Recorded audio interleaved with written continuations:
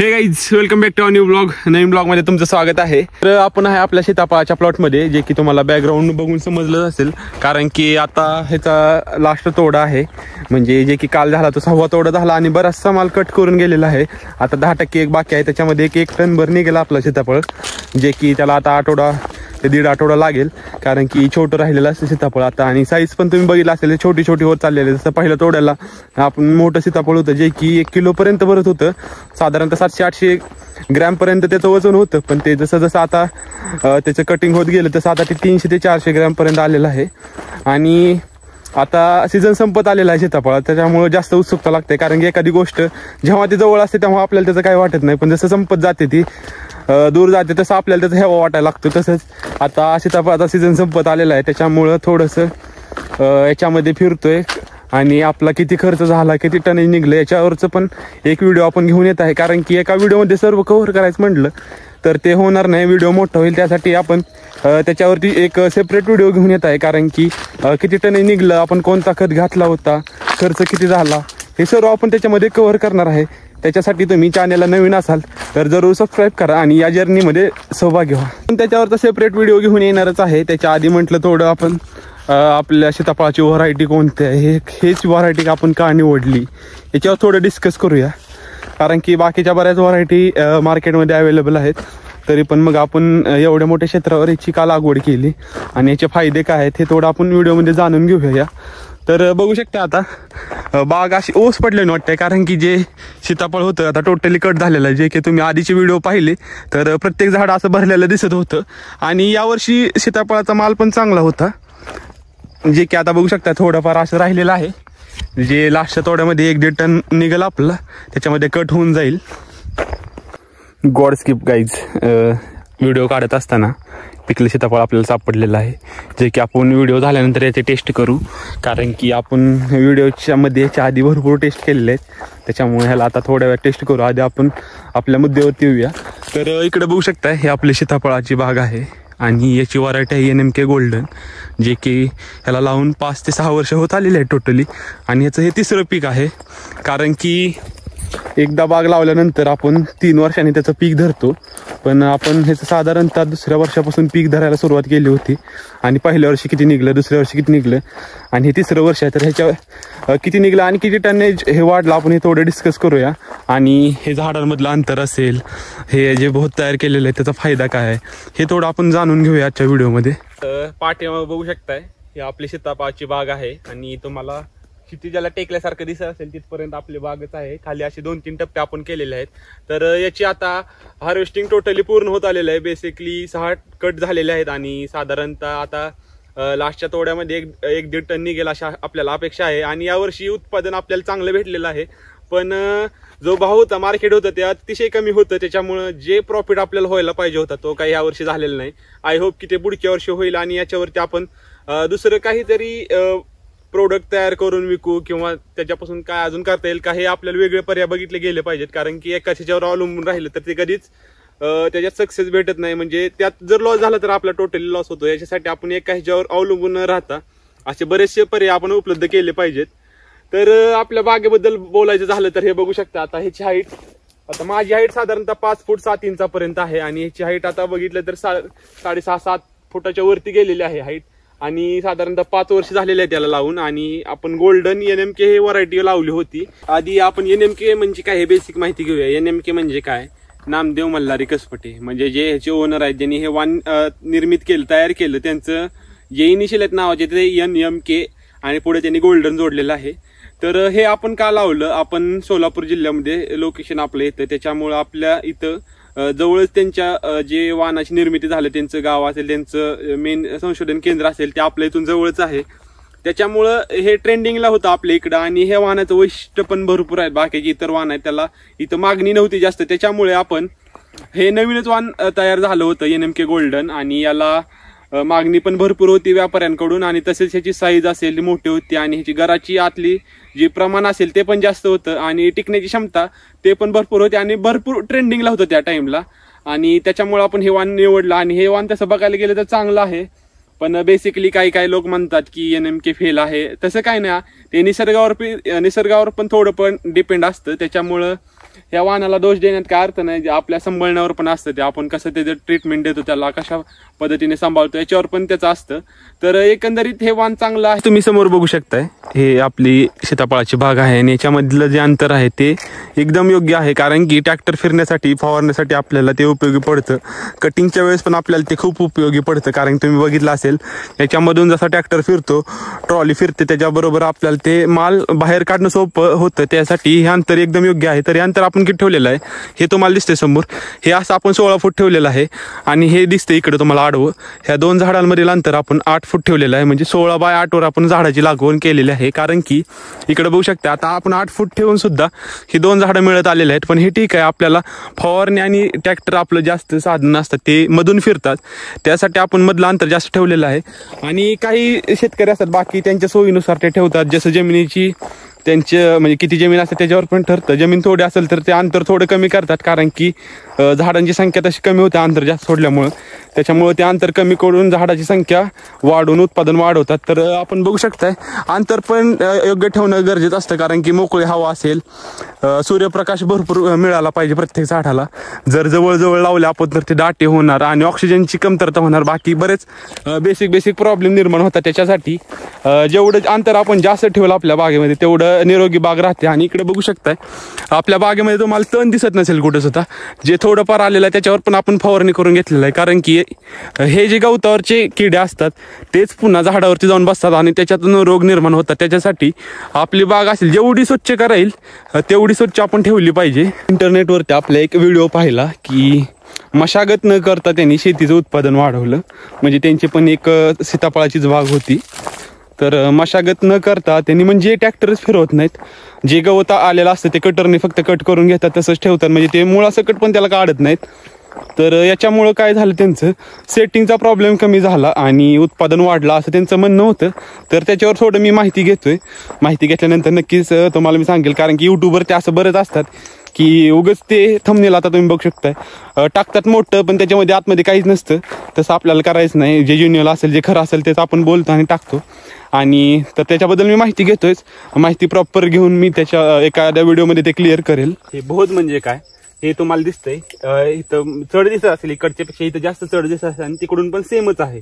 तर याचा फायदा काय होतो, जे आपण पाणी सोडतो, जे खत टाकतो ते व्यवस्थित प्रकारे झाडाला मिळतं. जर हे केले नाही आपण तर जे पाणी असेल ते खाली इकडं दुसरीकडे वाहून जाणार.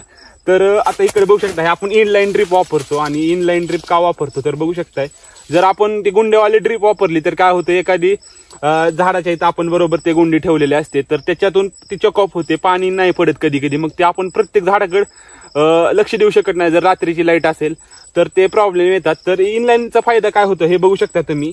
असं प्रत्येक ठिकाणी ते त्यांच्या ठरवलेल्या अंतरावर ते वेज सोडलेले आहेत. त्यानं एखादं दुसरं वेज जरी पॅक झालं तरी त्याच्या पुढच्या वेजातून पाणी पडतं. त्यामुळे इनलाईन आपल्याला फायद्याची ठरते. त्यामुळे आपण इनलाईन ड्रिप केलेली आहे, म्हणजे चॉकअपचं प्रमाण कमी आहे. तर बहुताचा फायदा काय होतो आता बघू शकताय तुम्ही. इथं आपण वरखत घातलेला तुम्ही व्हिडिओ पाहिला असेल, आपल्या युट्यूब चॅनलवरती आहे, कशा पद्धतीने घातलाय आणि बहुताचा किती फायदा होतो त्याच्यात तुम्ही बघू शकता त्या व्हिडिओमध्ये. तर काहीच तुम्हाला समोर दिसत असेल, बघू शकताय ह्याची जमिनीपासून थोडी उंच हाईट आहे. आणि याचा फायदा बघू शकताय तुम्ही, जे आपण खत टाकलेलं आहे झाडाला, इथं तुम्हाला हे वरखत टाकलेलं दिसत असेल, थोडाफार शिल्लक आहे जो की पाण्यामध्ये विरघळून गेलेला आहे. तर याचा फायदा काय, हा खत टाकलेला आपण बरोबर झाडाच्या बुडामध्ये राहतो आणि इतरत्र पसरत नाही. आणि हे जे पाणी आहे बरोबर झाडाच्या बुंद्यापाशी पडतं आणि बुंद्यापासून खाली मुरत जातं. जर हे आपण भोत तयार केले नसते तर हे पाणी इकडं दुसरीकडे पसरलं असतं आणि त्याच्यामुळे झाडाच्या मुळे आहेत ते इकडं इतरत्र पसरल्या असत्या. त्याच्यामुळे काय झालं असतं, तर जे मुळे आहेत त्या इथंच राहतात, म्हणजे इथूनच खाली जातात. आणि आपण जे वर खत टाकतो ते पण इथंच टाकतो. शेणखत असेल आपलं, जे ऑर्गॅनिक आपण वापरतो, स्लरी असेल आपली, ती सर्व आपण इथं सोडतो. त्याच्यानं काय होतं, हे भोद असल्यामुळे ते दुसरीकडे पसरत नाही, हे लिमिटमध्ये जिथं राहतं आणि त्याच्यामुळे झाडाला पण त्याचा भरपूर फायदा होतो. त्याच्यामुळे आपण हे बोध करतो. आणि मशागत करताना आता आपण ह्याच्यामधली मशागत केली रोटरून, नंतर ह्याला माती लावून घेतो आणि नंतर मग आता हार्वेस्टिंग झाल्यानंतर एक साधारणतः 5-6 महिने एक थेंब सुद्धा ह्याला पाणी सोडायचं नसतं. त्याच्यामुळं हे म्हणजे तानावर असते बाग. ताण म्हणजे काय, पाणी द्यायचं नसतं बागेला. तर समोर तुम्ही गाईज बघू शकताय, तुम्ही बहुत बघितले आपला त्याचा फायदा बघितला आणि इनलाईन ड्रिपचे पण फायदा बघितला. तर आपण इथं बघू शकताय, इथं असा टी लावलेला आहे आणि दोन्ही साईडनं आपण याला ड्रिप केलेला आहे. दोन्ही साईडनं ड्रिप करण्याचा फायदा काय, तर आपण जेव्हा माती परीक्षण करतो तेव्हा माती आपण खोदतो. एक साईडनं ड्रिप असेल तर काय होतं, ते एक साईडला ड्रिप असल्यानंतर त्याच्या मुळं असतात ते एक साईडलाच वाढतात. त्याच्यामुळं ते झाडाचं वाढ व्यवस्थित होत नाही आणि त्याची जी तहान असते ती भागली जात नाही. तर इकडे बघू शकता आपण दोन साईडला ड्रिप अंतरल्यामुळं झाडाच्या ज्या मुळं असतात ते व्यवस्थित प्रकारे दोन्ही साईडला पसरतात. त्याच्यामुळे झाडाची पण वाढ चांगली होते आणि त्याचं जे खाद्य असतं ते त्याला व्यवस्थित प्रकारे मिळतं. आता जे आपण ड्रिपमधून सोडतो ते एक साईडलाच पडलं असतं, पण आता दोन लाईन आपण टाकल्यामुळे दोन्ही साईडला त्याचं जे आपण ड्रिपमधून औषध सोडतोय, खत असतील, अन्नद्रव्य, ते त्याला व्यवस्थित प्रकारे मिळतात. त्याच्यामुळे आपण दोन्ही साईडनं ड्रिप केलेली आहे. हे बघू शकताय, तुम्हाला इथं दिसत असेल. तर बघू शकताय इकडं आपली सीताफळाची बाग आहे आणि इकडं कॉर्नर आहे. त्याच्या कॉर्नरला आपण भरपूर जागा ठेवलेला आहे, कारण की ट्रॅक्टर फवारल्यानंतर ओळण्यासाठी त्याला जागा लागते. त्यासाठी आपण जे आपला बांधा आहे इथून बांधाच्या पुढेच जागा ठेवलेली आहे. जास्त कटिंग असते ते जर आपण व्यवस्थित प्रकारे केली, म्हणजे सगळ्यांबरोबर न करता थोडीशी लवकर घेतली, तिथं रिस्क घेतली तर अवश्य आपल्याला भाव मिळू शकतो. जर आपण रेग्युलर कटिंग करत असेल आणि सगळ्यांसारखंच शेड्यूल पाळत असेल तर ते आपल्याला भाव मिळणं थोडं मुश्किल आहे, तिथं पण रिस्क आहे. त्याच्यापेक्षा अशी रिस्क घेतली, जसं की आपण कटिंग सगळ्यांच्या आधी केली किंवा सगळ्यांच्या उशिरा केली, तर अवश्य आपल्याला थोडाफार रेट आपल्याला नक्कीच मिळू शकतो. तर आपण नक्कीच ते ट्राय करणार आहे पुढच्या वर्षी आणि तुम्हाला ते व्हिडिओमध्ये बघायलाच भेटेल. तर नवीन असाल चॅनलला तर जरूर सबस्क्राईब करा आणि तुमचे काय सजेशन असतील तर अवश्य कमेंट बॉक्समध्ये किंवा आपल्या व्हॉट्सअप ग्रुपवरती तुम्ही सांगू शकता. बघू शकता, हे 1 असेल, 2 असेल, 3 असेल, 4, 5 म्हणजे असेच आपले थोडेफार झाडं जळून गेलेले आहेत. याच्यावरती मर रोग आला आहे की दुसरा रोग काय झालेला आहे आपण बघतोय आणि त्याच्यावरती ट्रीटमेंट करायला चालू आहे, जे की आपण ड्रीपमधून औषध सोडतोय. कारण की प्रत्येक झाडाच्या बोटात टाकणं हे तर शक्य नाही. त्याच्यामुळं जी आपली इनलाईन ड्रीप आहे त्याच्यातून आपण सोडणार आहे आणि आपलं तुम्ही फिल्टर सिस्टीम कशी वर्क करते हे तुम्ही बघितलं असेल. त्याच्यावरचा व्हिडिओ आपल्या यूट्यूब चॅनलवरती आहे, पाहिला नसेल तर अवश्य पाहून घ्या. कोणत्याच गोष्टीत एका रात्रीत यश मिळत नाही किंवा एका रात्रीत कोण मोठं होत नाही. त्याच्या मागे त्यांचा संघर्ष खूप मोठा असतो. त्यामुळं काम आपलं जे आहे ना ते मनापासून करत राहायचं. त्यात यश येईल अपयश येईल ते येतच राहत असतं. प्रत्येकच पायरीत म्हणजे प्रत्येक आपल्या ठरवलेल्या स्वप्नामध्ये प्रत्येक आपलं मनासारखं होईल असं कधीच नसतं. मनाविरुद्ध प्रत्येक गोष्ट होत असते, त्याला फेस करत पुढं जायचं असतं आणि पुढचं पाऊल टाकत राहायचं असतं. त्यातच अडकून राहायचं नाही, कारण त्यात अडकलं तर आपण आपल्या स्वप्नांपर्यंत पोहोचू शकणार नाही. त्याच्यामुळं त्याला फेस करत पुढे जाणं महत्त्वाचं असतं. आता सीताफळाला यावर्षी रेट नव्हता तर आपण खचून जाणं योग्य नाही, कारण की खचून गेलं तर मग ही बाग कोण सांभाळणार, कोण बघणार याला. त्याच्यासाठी जेवढं आपल्याला त्याला निग्लेक्ट करता येईल आणि चांगला विचार करून पुढे जाता येईल तेवढा चांगला विचार करायचा आणि पुढे जायचं. 1 वर्ष असं येतं ना, जे की तुम्ही एवढं वर्ष संघर्ष केलेला असतो तो संघर्ष एका वर्षीच भरून निघतो. त्यामुळं बी कन्सिस्टंट, तुमच्या पाथवरती करत राहा आणि बाकीच्या गोष्टीला नादी लागण्यापेक्षा आपल्या स्वप्नावरून काम केलेलं किती पण पटीनं चांगलं. त्याच्यामुळे फक्त करत राहायचं आणि प्रत्येक गोष्टीचा मजा घ्यायचा. टेन्शन काय प्रत्येक गोष्टीचं आहे, कोणाला नाही. आता एक असं एक्झाम्पल देतात की ही नोकरी भारी आहे, ती नोकरी भारी आहे, पण त्या पोझिशनवर असणाऱ्याला माहिती असतं की त्याचं काय टेन्शन आहे, कारण प्रत्येकाला काहीतरी वेगळं टेन्शन आहे. त्याच्यामुळं आपण दुसऱ्याला कम्पेअर करत बसायचं नाही. जे आपलं आहे ते करत राहायचं. एक ना एक दिवस नक्कीच आपला येत असतो. विश्वास ठेवायचा स्वतःवर आणि चांगल्या गोष्टी करत राहायचं. तर बघू शकता इकडं सनसेट होत आहे आणि वातावरण आता एकदम क्लिअर झालेलं आहे. मध्ये जे वातावरण तयार झालं होतं आभाळाचं, त्याच्यामुळं आपलं जे सीताफळ आहे ते खूप फास्ट पिकलं होतं आणि त्याच्यामुळं खाली पडायचं प्रमाण होतं ते भरपूर वाढलं होतं आणि त्याच्यामुळं पण नुकसान आपलं भरपूर झालं. तर बघू शकता समोर व्यापाऱ्याची करामत, जे की पॅकिंगच्या वेळी जे रद्दी आणतात पॅक करण्यासाठी, ते अशा प्रकारे इथंच टाकून जातात. ते काय आता प्रत्येकाला समजायला पाहिजे ना, हे असं नसतं. ठीक आहे, आपण क्लीन करून घेऊ, कारण की असं अस्ताव्यस्त पडलेलं नाही चांगलं दिसत. जसं की आपला लास्टचा एक तोडा होईल आता 1-1.5 आठवड्यानंतर, तेव्हा हे क्लीन करून घेऊ. व्हिडिओमध्ये हे पिवळा डब्बा बघितला असेल, याचा उपयोग काय, जे फळमाशी असते जे की फळांना डंक मारते आणि फळ खराब करते, ती माशी या डब्याकडे आकर्षित होते, कारण की याच्यामध्ये एक वेगळ्या प्रकारचे चॉकलेट असतं थोडक्यात, ते त्याच्याकडे आकर्षित होते आणि त्या डब्यामध्ये अडकले जाते, त्याच्यानंतर ते बाहेर येऊ शकत नाही. त्यासाठी आपण ह्याचा यूज केलेला आहे. तर त्या फळमाशीमुळे प्रत्येक कोणतंही फळ असू दे, आता आपल्या घरासमोरचे पेरू आहेत त्याला सेम कंडिशन झालेलं आहे. जे फळमाशी आहे त्यानं आधी वेज मारलेले असते, त्याच्यातून ते आळ्या जातात, त्याच्यामुळे ते पेरू पिकल्यानंतर ऑटोमॅटिकली खराब होतं, त्याच्यामध्ये आळ्या निघतात. त्यासाठी आपण आपल्या सीताफळाच्या बागेमध्ये ते पिवळे डबे अडकवलेले आहेत. तुम्ही इनलाईन ड्रिप बघितले असेल तर मला एक प्रश्न पडतो, बेसिकली काळा कलर काय करतो, ऊन जास्त ॲब्झॉर्व करून घेतो as compare to white colour.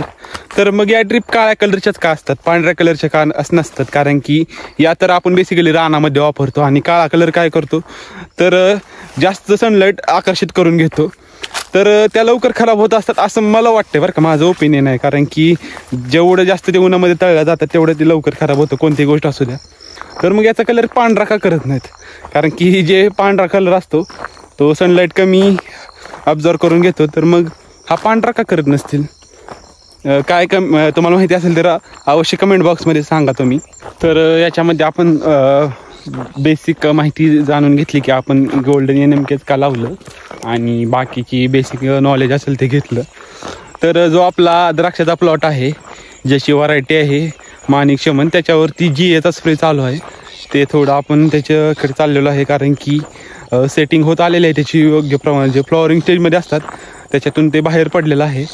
तर दुसरा प्लॉट आहे त्याच्यावरती GAचा स्प्रे चालू आहे, तर त्याचं थोडं आपण बघूया आता जाऊन. गावाकडे बाहेर असं बाजावरती झोपण्याचा फीलच वेगळा आहे, जे की आपण कुठेही दुसरीकडे अनुभवू शकत नाही. तुम्ही असं पंजाबी धाबे असतील त्याच्यावरती बघू शकता, बाजावरती ते लोक ड्रायव्हर लोक जेवण करत असतात, तो वेगळाच फील आहे जे की आपण गावाकडे अनुभवू शकतो.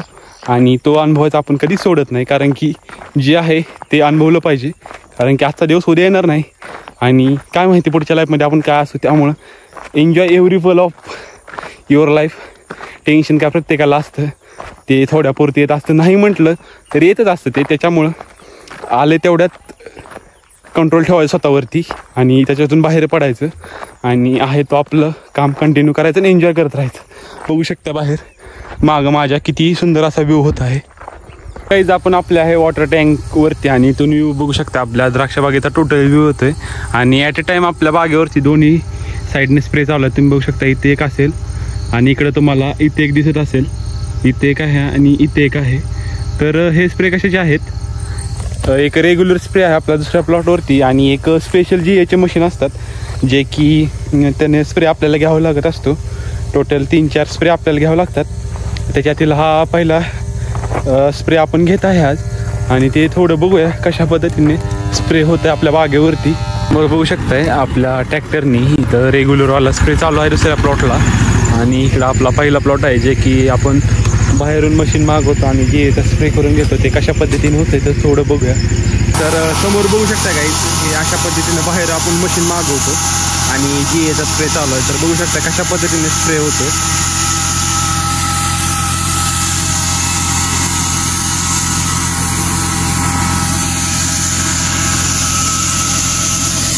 तर काही समोर बघू शकताय आपल्या बागेवरती स्प्रे कंटिन्यू आहे, आणि पहिल्या प्लॉटवरती GAचा स्प्रे चालू आहे, आणि दुसरा जो प्लॉट आहे आपला त्या प्लॉटवरती रेग्युलरवाला शेड्यूलचा स्प्रे चालू आहे.